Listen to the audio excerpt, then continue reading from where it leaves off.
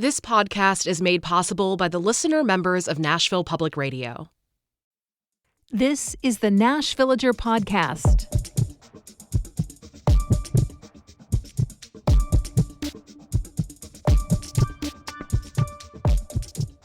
It's May 2nd, 2025. On this day in 1957, Nashville's first modern skyscraper had its grand opening. At the time, the Life and Casualty Tower, a.k.a. the LNC building, was the tallest structure in the entire southeastern United States. It was also the first really big downtown development since World War II. For years, it was the defining feature of Nashville's skyline. As a kid, I remember looking for it on our drives on I-24 between my home in Smyrna and my grandparents' house in Clarksville, especially if we passed by downtown after dark, when the letters on top were all lit up. What I didn't realize back then was that the letters initially served as a weather beacon. A complex arrangement of neon tubes let meteorologists indicate the forecast through light signals, which were adjusted every 4 hours. The sign glowed red when rain or snow was on the way, blue if the forecast was for clear skies, and it was pink on cloudy days. The lights would also ripple up or downwards depending on which direction the temperature was changing. By the time I remember looking for them, the letters were constantly kept a solid red, like they are now. But another thing people may not realize about the LNC Tower is that its design was ahead of its time.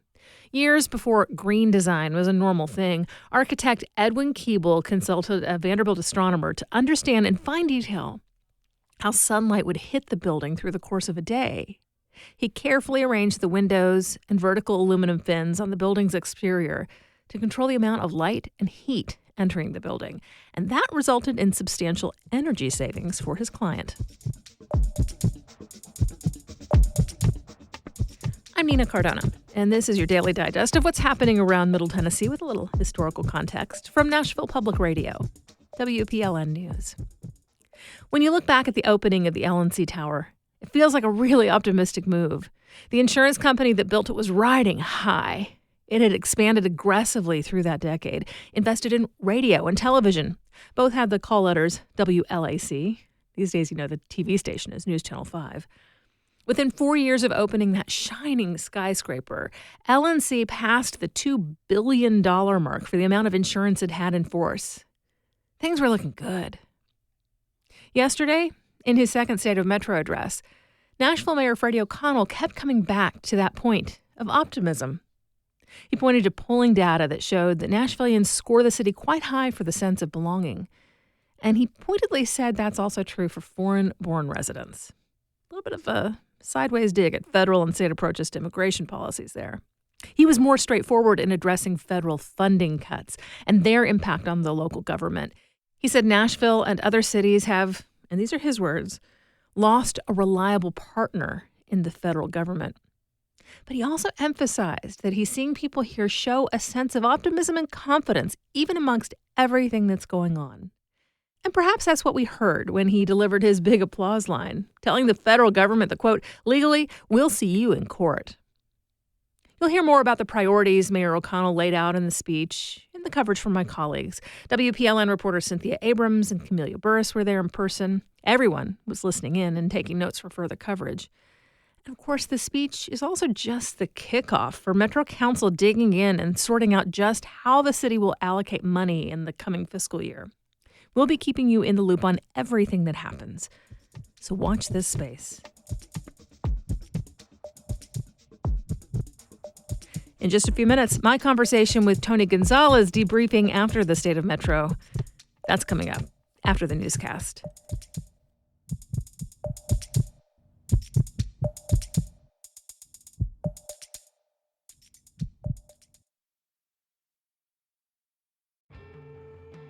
Thematic Static on WNXP is the mixtape we make together. A themed set loosely organized by you, the listener, handpicking songs according to a theme.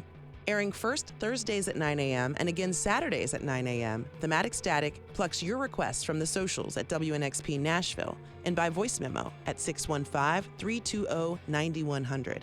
Thematic Static, the mixtape we make together, supported by United Record Pressing, only on WNXP. Here's the latest from WPLN News. Nashville Mayor Freddie O'Connell took a strong stance against federal funding cuts during his State of Metro speech yesterday. O'Connell says that the Trump administration's cuts have impacted the city's work in many ways, from putting nearly 400 local nonprofits at risk of losing funds to Vanderbilt Medical Center cutting its budget by millions of dollars. Metro has been ghosted on awarded funds of tens of millions of dollars. But we're not standing idly by as the federal government unlawfully tries to cut funding that's legally ours. We've told them we'll see you in court. Metro has joined 2 lawsuits against the federal government, one over funding cuts to public health and another over transit freezes. The annual State of Metro is tied to the mayor's budget proposal. O'Connell's speech also touched on more financial support for Nashville schools, the high cost of government services, and a tax increase to help fund it all. Members of the Metro Council Women's Caucus recently confronted the head of the city's Department of Emergency Communications over an alleged culture of intimidation inside the 911 office. Nashville Banner reports that tensions have been simmering for some time about management within the Emergency Communications office. Anonymous emails have been sent raising concerns over the last few years. And on Monday, the Women's Caucus asked Director Stephen Martini what he plans to do to address the problems. Leadership requested more time to engage with the union that represents the department's workers to find solutions. Federal changes have hit Vanderbilt and its medical center hard, with freezes on grants amounting to hundreds of millions in planned budget cuts. Tennessee's U.S. Senator Marsha Blackburn has been a vocal supporter of holding up the funding. Amid the turmoil, the school and hospital have tripled the amount of money spent on lobbying, according to the Nashville Business Journal. The institutions reported $200,000 on federal lobbying efforts in the first quarter of this year. That's more than they've spent in any first quarter on record, and more than they spent in total for many years. Because the state has banned gender changes on birth certificates and driver's licenses, transgender Tennesseans have relied on using their passports for accurate government IDs. But now the Trump administration is working to remove that option as well. The Tennessee Lookout reports that doing so will put transgender residents in a vulnerable position. Their identification can appear to be at odds with their current physical appearance, and that could be a problem when they interact with law enforcement officers or airport security.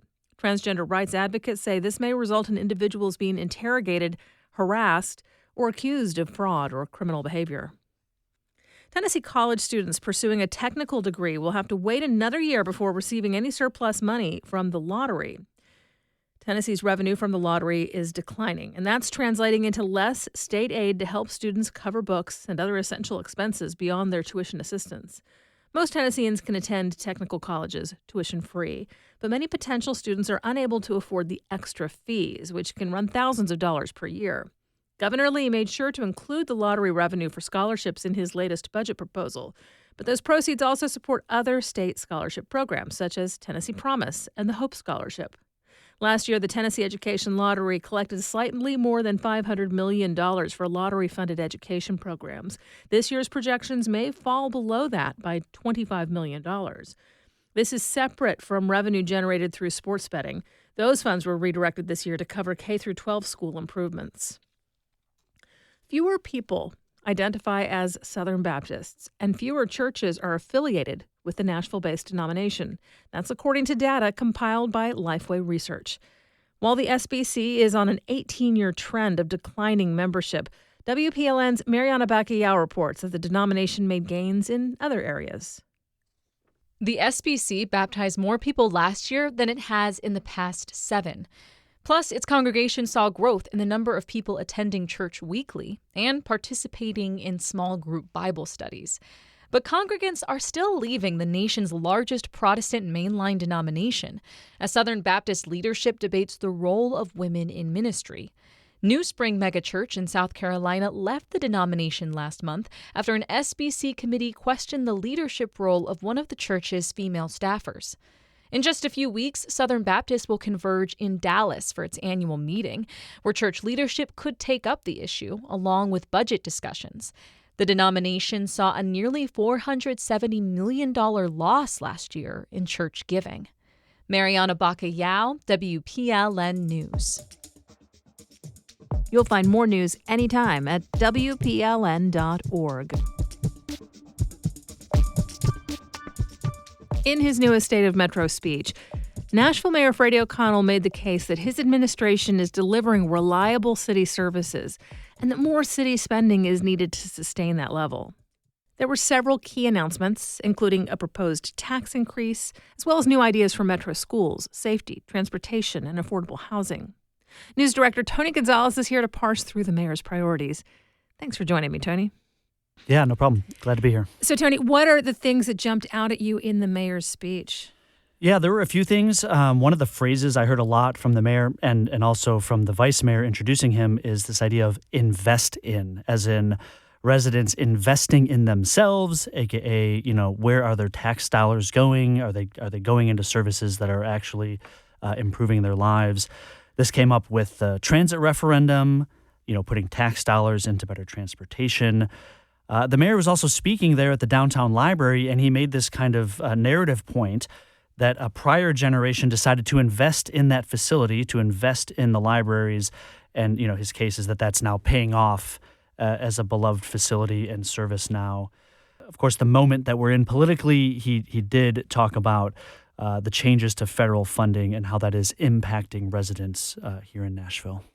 He got some applause at moments, too. What would you say were the moments where the mayor got the biggest reaction?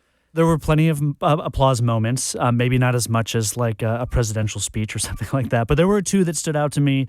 One was when the mayor called attention to metro schools having its highest ever graduation rate. But even more energetic was when the mayor started talking about those federal impacts, which is not necessarily a positive topic, but the mayor said, "We've lost a reliable partner in the federal government." And then his big applause line was, "We will see you in court."